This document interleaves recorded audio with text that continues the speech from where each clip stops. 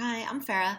I am going to talk to you today about dry fasting. So, I did write an article about this some time ago. I'll link to it below. Um, but I thought it'd be a good idea to make some videos because I actually was looking on YouTube not too long ago. Before I did my last dry fast, I had some random question, and I hadn't done that in a while. And it was really nice to see that there's actually a lot more videos on dry fasting than the last time I checked, which might have been a year ago. Um, but at the same time, there's a lot of things that I have learned on my journey and questions that I've had that I don't hear people talking about. So I thought, well, maybe I should make a series. So in this first video, I'm just gonna explain what dry fasting is so we know what we're talking about. And it's fasting but not consuming water, even like not consuming anything at all, supplements or water or food, obviously. So yeah, fasting from water. And if you've never heard of it before, it probably sounds really extreme. I know it did to me, and I love fasting. I have many decades of fasting experience. But the thing that really pushed me over to try it, well, first of all, I just needed to know for myself. Like, you can only listen to other people's experiences so much, and you're like, I just got to test it out and see. But I met someone who had a lot of experience with dry fasting and is also a scientist, and he could explain to me that you're not going without water. I mean, we all know how important water is. I've trained myself to drink quite a bit of water. It's important. But when you dry fast, what happens is that your body switches to making water endogenously. So you're not going without water. Try it for yourself. You'll see that you still have saliva in your mouth. I still urinate. I mean, not a lot, but at least once a day, multiple times a day.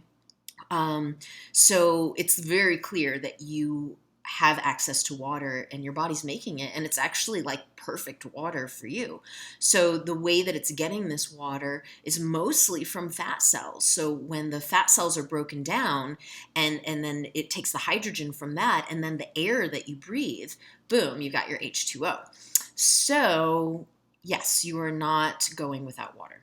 And people like to talk about this difference between a hard fast and a dry fast. And personally, I think hard fasts are just kind of silly. So that's where it's like you don't want to touch water at all. So no brushing your teeth, no washing your hands, no shower. And I don't think it's important enough. I mean, you're already challenged enough to go without water for whatever length of time you've chosen. Believe me, your experience is going to be far better if you are brushing your teeth. So please brush your teeth, and, or at the very least, if you really want to not touch water, scrape your tongue. It's going to make your experience a lot better. You want to scrape your tongue. You should all be scraping your tongues every morning anyway.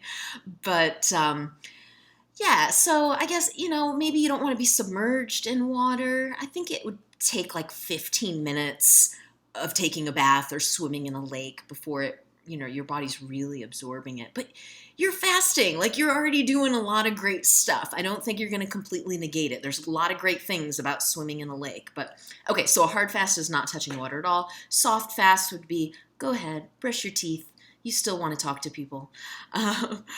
So for me, the first time I did a dry fast was in May of 2019, and I've done them like lengthy ones monthly since then, and I've played a lot. I've played with lengths of time. I played a lot. I've learned a lot. The longest one I've ever done has been 5.5 days. That was just April of 2021. Yes, to clarify, I went 5.5 days without water or food. And I'll make another video to talk about that experience, which was really interesting and great, really. But normally I'd say my standard one is 3 days, 2 days. I basically feel like once you're in the zone, it's just easier to stay there. And every hour that you're there is like exponentially better. So it's worth it. But then you really also need to take into account breaking the fast. Breaking the fast is so crucial and so easy to get wrong. So you got to calculate that into your time frame, not just the fast itself, but the time you need to break it properly.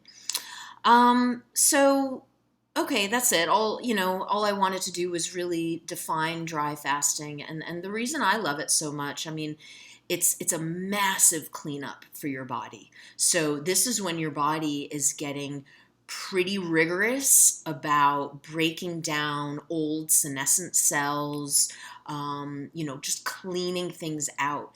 Those cells that are proliferating that could go on to become cancer. I mean, that's happening all the time, and our bodies are taking care of it. It's the ones that they miss that become a problem. But so doing something like a fast, especially a dry fast, is very powerful cleanup time. So you're left with younger, stronger cells, and there's a lot going on there. So, and there's this number that gets thrown around. I can't really back it up, although I mean I'm sure I could look up some of the books, but they say that 1 day of dry fasting is equivalent in physiological benefits to 3 days of water fasting. And I definitely feel why it serves me is because I guess I really like this black and whiteness of it. It's like when I'm dry fasting, that's it. Like, there's no question of should I have this or too much or too little. It's just so clear. And that works really well with my psychology. But I think it also really serves the body. Like, it's a super clear message to the body. This is what we're doing right now. Let go of all that energy that you're normally spending on digestion. We're going to be focusing on cleanup.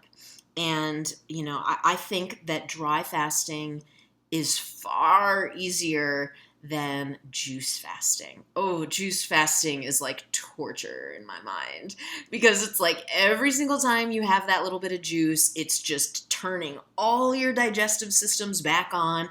Everything cranks back up, and then your stomach's just gurgling and you're just thinking about food. Somehow with dry fasting, it's like you completely switch into this other zone. I promise you, I am not hungry. Emphatically, 100%, I am not hungry when I'm dry fasting. Even my 5.5 day dry fast, food was not an issue. And water, not like you would think, Like, I would have the thought feeling, it'd be good to have some water right now. But then it's just like, oh, well, we're not doing that. And I would just turn my attention elsewhere, and it was fine. It's, I don't know. I have a lot of experience with fasting, but I'm even surprised with how not difficult it is. And the benefits are so huge. So anyway, that's my short. I think I wanted to make this shorter. Just basically, what is dry fasting? And so now I'm going to do a series of videos just to start talking about some of the tips and tricks and the things that I've learned that I'm not hearing people talk about, which for me, the main things are the menstrual cycle. For the ladies, the importance of paying attention to that and timing it properly, and also the microbiome. Those are two really huge things that I don't, yeah. So I've learned something there, and I'd love to share it with you. All right, see ya.